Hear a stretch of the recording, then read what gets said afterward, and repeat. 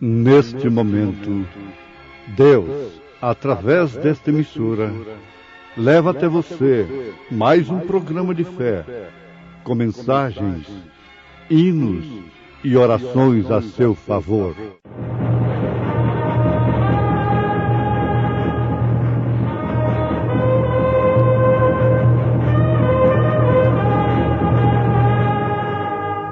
Fé para vencer.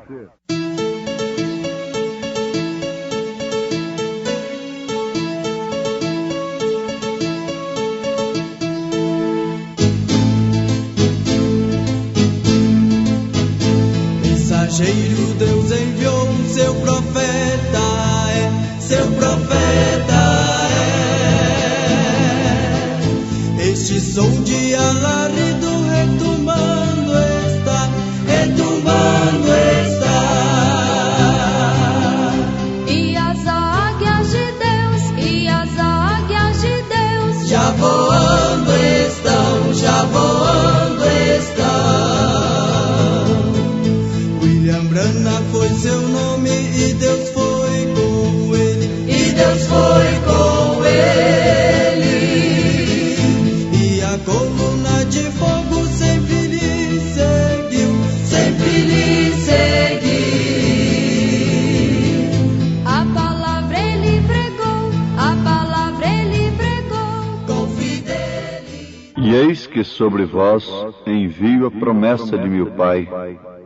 Ficai, porém, na cidade de Jerusalém, até que do alto sejais revestidos de poder.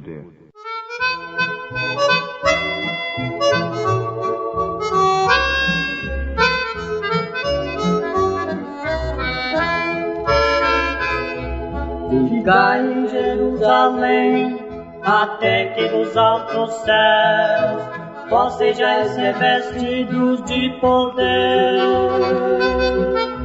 para descer sobre vós o Espírito de Deus e o fogo santo vos aquecer, e o fogo santo vos aquecer. Jesus oferece este poder, poder para testemunhar. Toda autoridade é dada ao que crê e humildemente esperar, e humildemente esperar.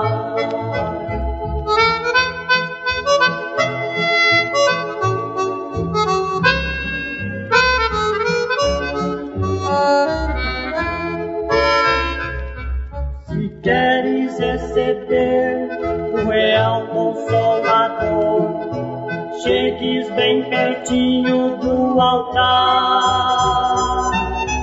É a proteção que vem do Senhor para o Evangelho anunciar, para o Evangelho anunciar. E humildemente esperar, e o fogo santo vos aquecer.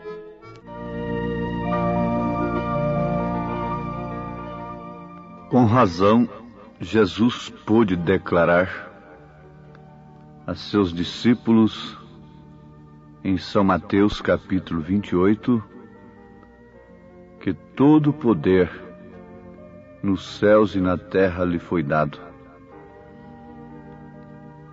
Isto ficou provado, não ficou somente em palavras, somente em uma declaração,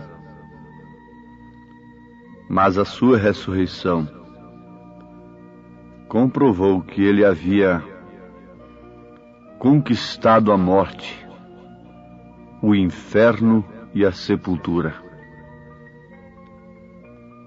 Ele não só fez isto, conquistar a morte, o inferno e a sepultura, mas também saiu triunfante, com todo o poder no céu e na terra.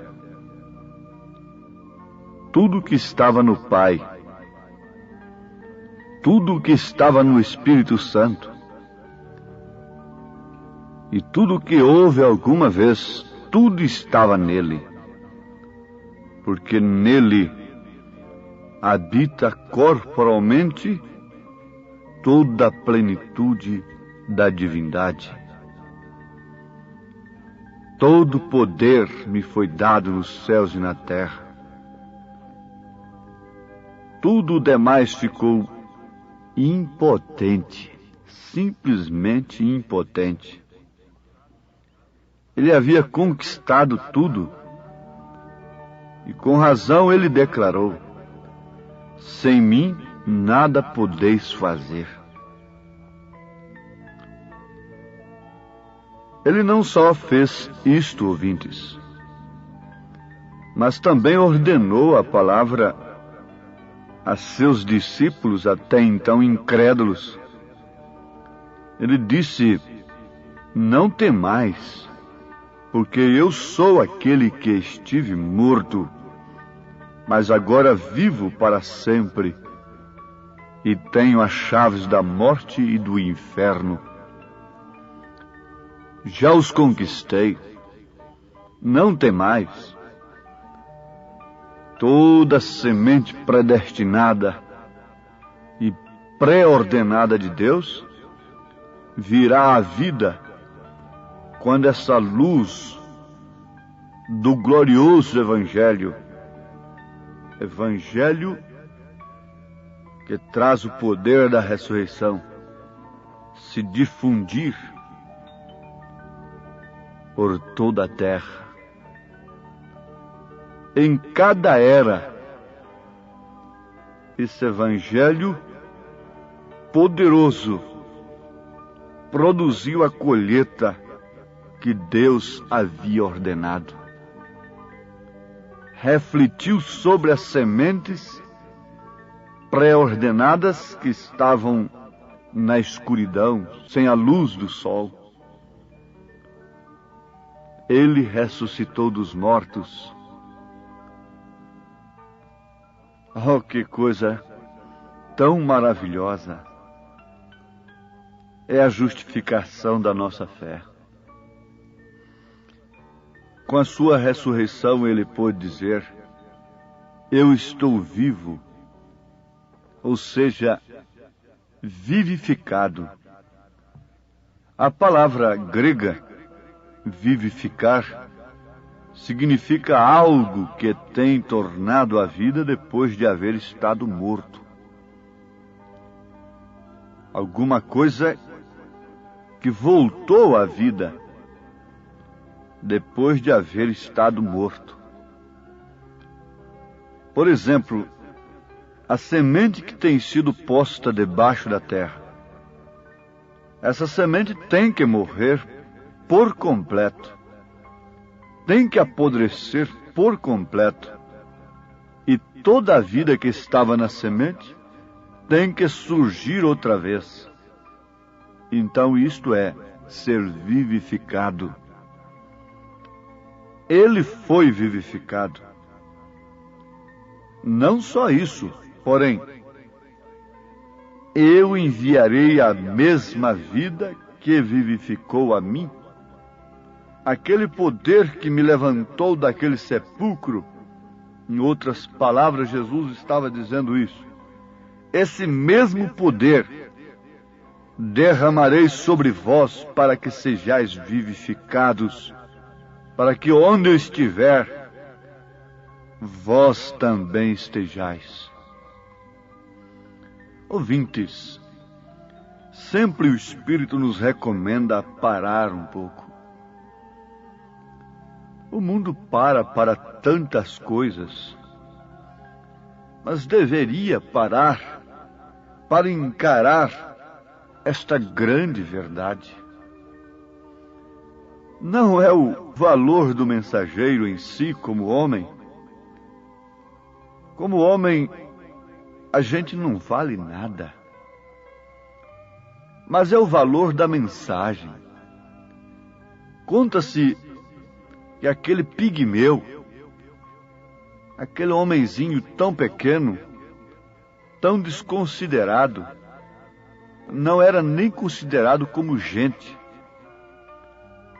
Passou entre soldados que eram homenzarrões, homens grandes, armados, ninguém podia passar ali. Mas aquele pigmeu gritou para aquela soldadesca poderosa: abre ala, porque eu vou aqui com a mensagem do rei. Então não era o pigmeu em si, mas era a mensagem que ele levava, que era do rei, que tinha poder, sobressalência, primazia sobre toda aquela força, sobre todo aquele poder daqueles soldados. Não somos nós propriamente dito, não é o homem, mas é a mensagem. É a mensagem que deve ser ouvida, que deve ser recebida, que deve ser crida. Não era a mulher em si que tinha algum valor sobrenatural naquele instante, mas era a mensagem que ela estava levando como igreja, um tipo da igreja. Isso não queria dizer que ela deveria ser uma pregadora, mas aquilo é um tipo da igreja que grita bem alto para o mundo que ele vive, ele vive. A mulher que levou a notícia era tão fraca, tão débil, de um caráter tão mau no seu passado. Mas foi a mensagem que ela levou. Ele vive, ele vive. Não é o que a igreja possui, não é o que ela tem. Se os homens têm parado numa igreja por causa do que ela possui materialmente, aí está o seu fracasso, aí está a sua derrota, aí está o porquê eles apodrecerão nos sepulcros sem o poder da ressurreição. Não é isto, não é a aparência, é a mensagem em si. Não é o homem que é Deus, mas é a palavra que está no homem, é a mensagem que está no homem. No princípio era o Verbo, e o Verbo estava com Deus, e o Verbo era Deus. Quando chegam a dizer, bom, eu prefiro a ficar com Jesus do que com Pedro, João e Paulo, os apóstolos. Quando eles se veem apertados com as Escrituras, eles apelam logo para este caminho. Um reverendo foi obrigado a responder para o seu membro, quando ele lhe perguntou, reverendo, vamos analisar aqui um pouquinho.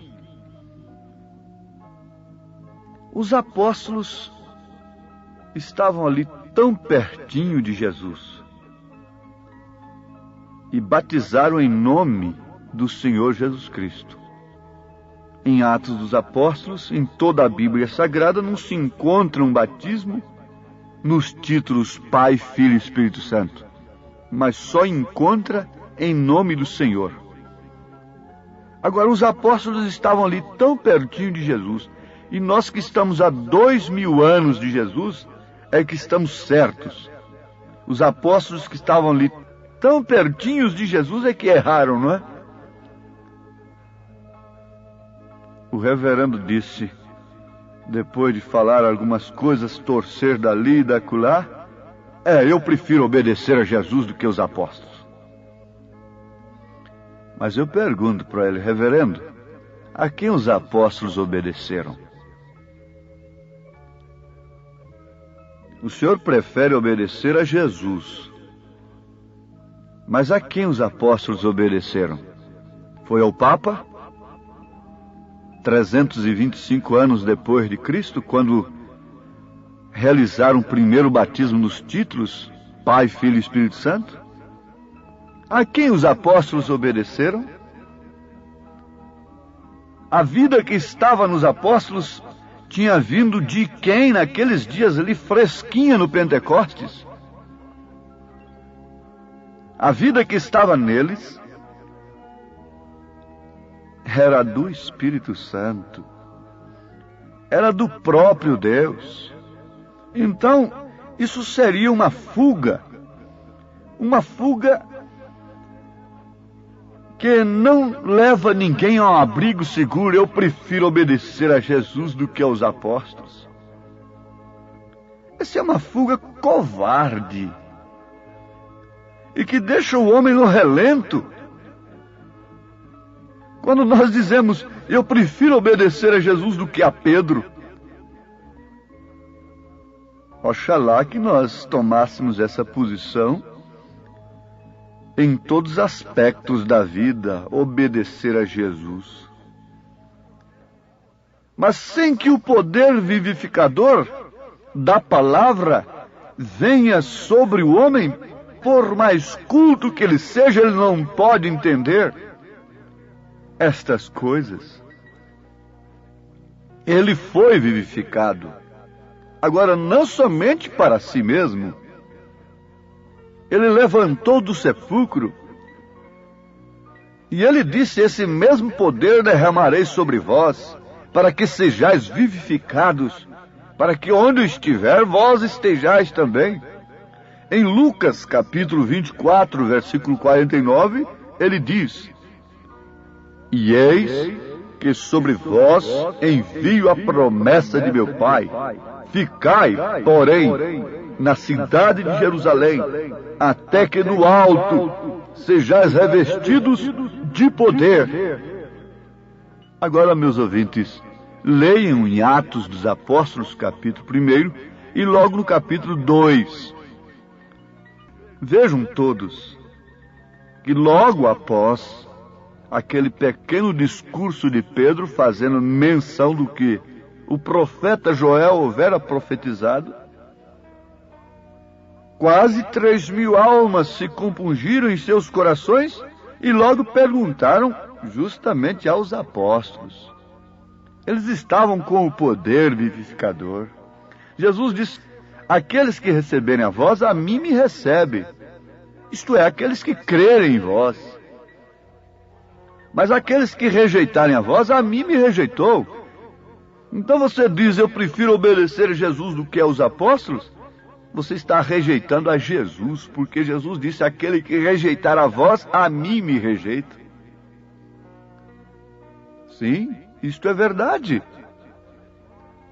E eis que sobre vós envio a promessa de meu Pai, ficai, porém, na cidade de Jerusalém, até que do alto sejais revestidos de poder.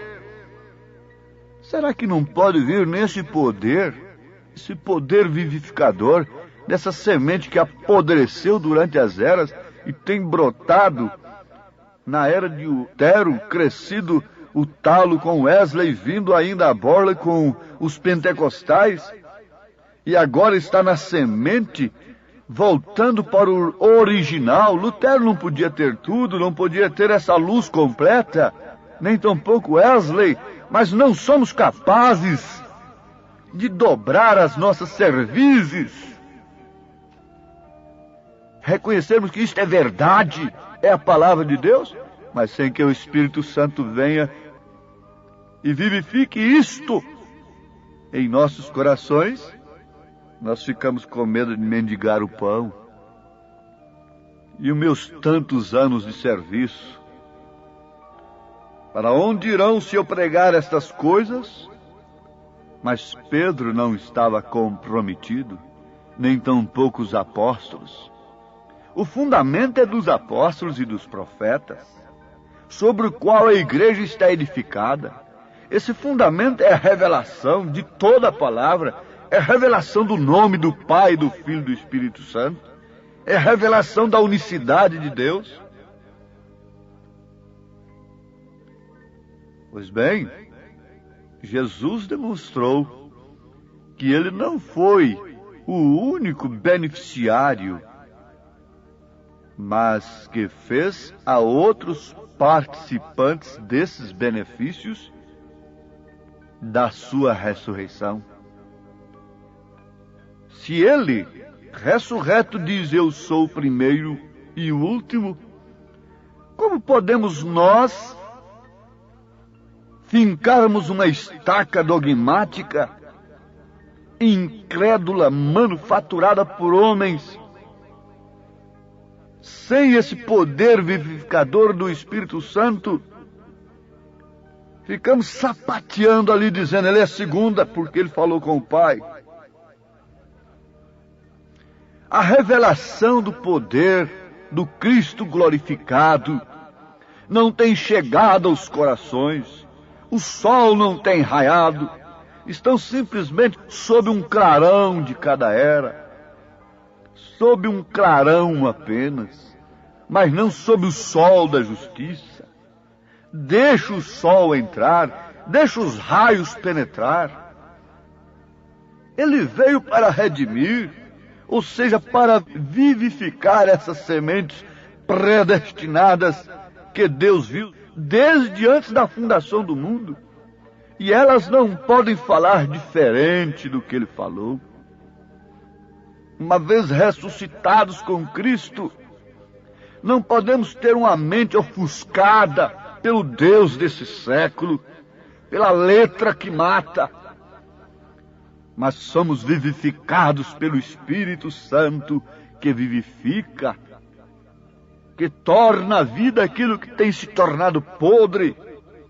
Por isso é necessário morrer, precisa-se de uma matança, precisa morrer o ego. As conclusões mentais, intelectuais, precisam ser jogadas fora.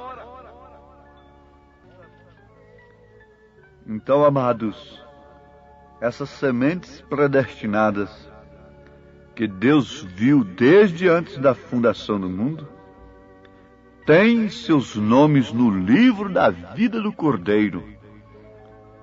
Aqui sobre a terra, às vezes se encontravam sem a mínima esperança, mas ele veio não só para ser uma bênção, não somente para te dar uma cura, um arrepio no corpo e te fazer falar línguas. Seria um Deus muito pobre. Faria o seu povo, os seus súditos, felizes somente com esses brinquedos de plásticos. Não, não, não. Ele não é esse pai tão pobre assim, que quer enganar os seus filhos com água de açúcar, com bonequinha de cafeína açucarada. Não, não, não. Isso é mais do que uma bênção. Ele veio para repartir-se a si mesmo com esta semente. Ele veio se derramar sobre essa semente. E essa é a maior bênção que se possa pensar. Quando você tiver de contar uma bênção, não é a sua boca que conta, é a sua vida que conta a bênção. É a sua ressurreição com Cristo. Oh, que Deus faça infundir esse poder transformador, vivificador nesse instante, em cada pessoa, em cada semente que estava esperando por isto, em nome de Jesus Cristo. Amém.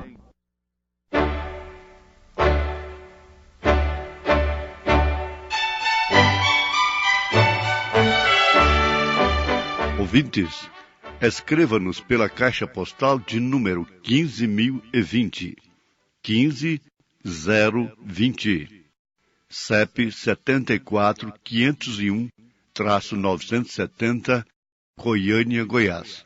O nosso endereço na internet é www.apalavraoriginal.org.br. Volte a nos ouvir amanhã novamente neste mesmo horário, nesta emissora, se o Senhor nos permitir, com fé no Filho de Deus, a fé que vence o mundo.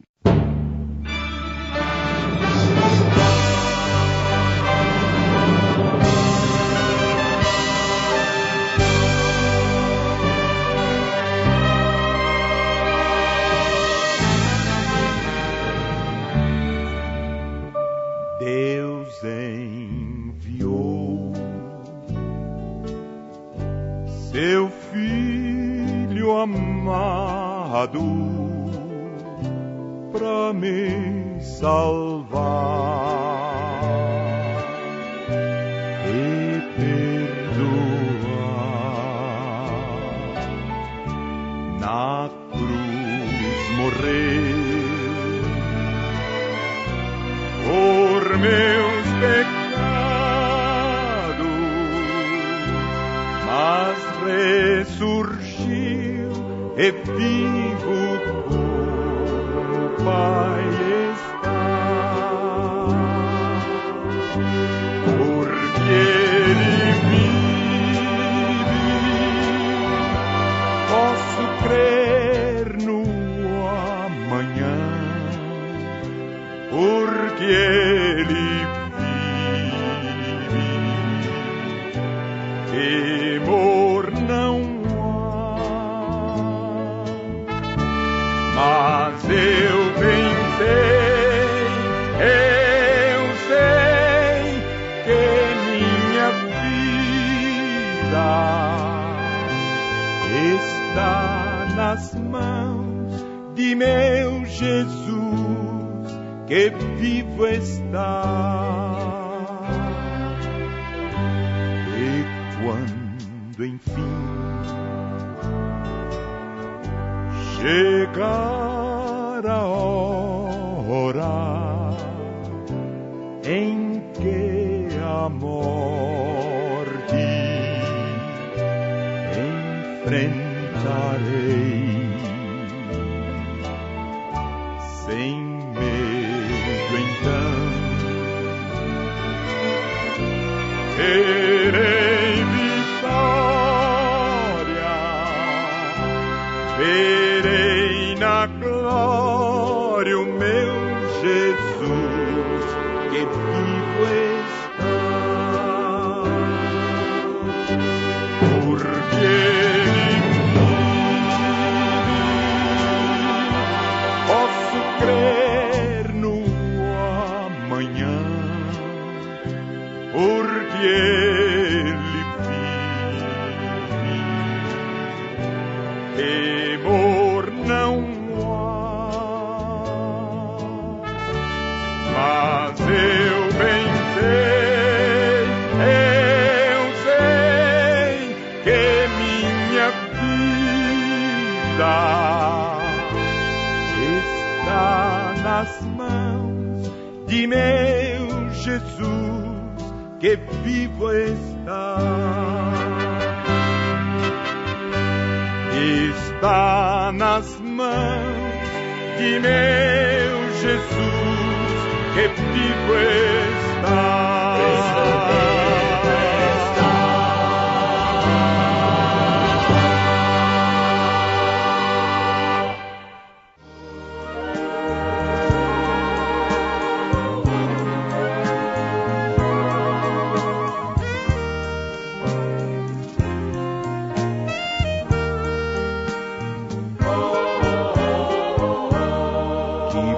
Seria se Jesus voltasse agora. Que bom seria